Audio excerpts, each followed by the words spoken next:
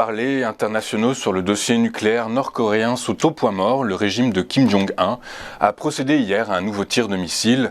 Si les services de renseignement sud-coréens, japonais et américains continuent d'analyser les données du projectile pour en déterminer sa nature exacte, des officiels à Séoul et Tokyo estiment que l'engin pourrait être un puissant missile balistique capable de frapper des cibles à plusieurs centaines de kilomètres des côtes coréennes.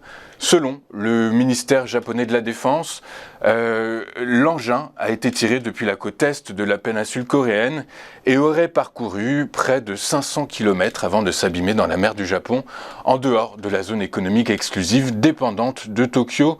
Depuis le mois de septembre, la Corée du Nord a multiplié les tirs de projectiles dans le but, selon les experts, de pousser Washington et Séoul à reprendre les discussions sur un éventuel allègement des sanctions économiques internationales à son encontre.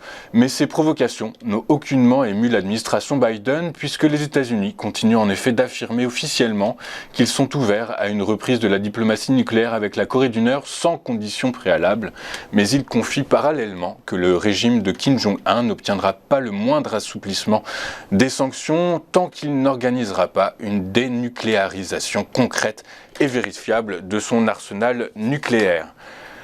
Le secteur privé aux États-Unis a créé 2 fois plus d'emplois qu'attendu en décembre, signe de la vigueur du marché du travail, a démontré hier l'enquête mensuelle du cabinet ADP.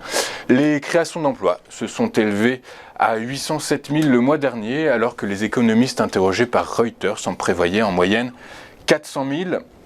Les embauches ont concerné tous les secteurs, celui des loisirs et de l'hôtellerie est resté en tête avec 246 000 emplois créés. Le commerce, le transport et les services publics ont contribué à hauteur de 138 000, les services professionnels et commerciaux de 130 000 et les services d'éducation et de santé de 85 000. L'industrie manufacturière a recruté 74 000 personnes, la construction 62 000. La prochaine enquête de janvier, apparaître début février, sera à surveiller de près, notamment l'ampleur de la révision du chiffre de décembre. Celui de novembre a été corrigé à la baisse à 55 000 contre 534 000 estimés initialement. En France, c'est une première. L'État pourrait en effet se retrouver actionnaire, même indirect, d'une société en difficulté à l'issue de la restructuration d'après garantis par l'État, les fameux PGE. C'est ce qui se profile en tout cas à l'issue des négociations pour la remise à flot du numéro 1 européen des résidences de loisirs Pierre et Vacances Center Parcs. La division par 2 de sa dette de 1,1 milliard d'euros pourrait passer par la conversion en capital de 551 millions d'euros, dont près de la moitié concerne le PGE, le prêt garanti par l'État, de 240 millions d'euros. Jusqu'à maintenant, ce dossier pourrait faire jurisprudence si la pandémie se durcit.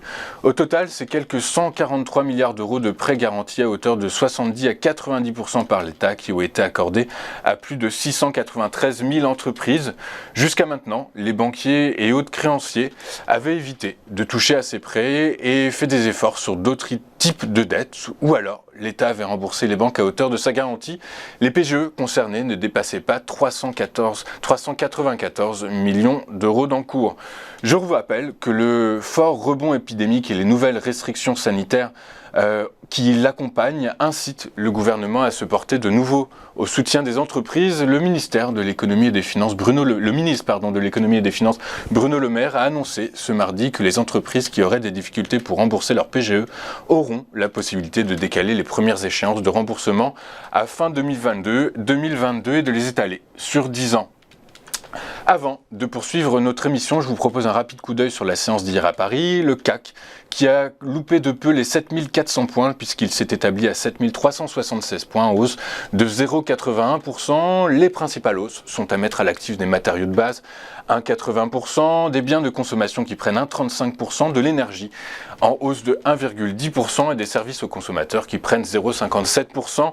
A l'inverse, les principaux replis sont à mettre à l'actif des utilities qui cèdent 0,97%, de la tech en repli de 0,48% et du secteur de la santé qui cède 0,05%.